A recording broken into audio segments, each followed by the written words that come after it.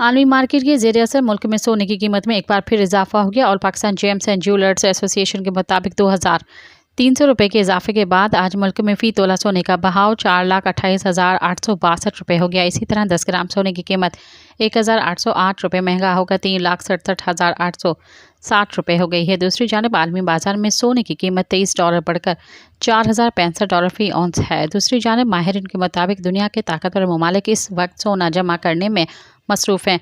मुख्तलिफ ममालिक AI technology और सोलर पैनल में भी सोने का इस्तेमाल कर रहे हैं। माहिरीन के मुताबिक खला में जाने वाली वहीकल्स में भी सोने का इस्तेमाल किया जाता है। सोना सबसे ज़्यादा रेडिएशन को रोकने के लिए काम करता है।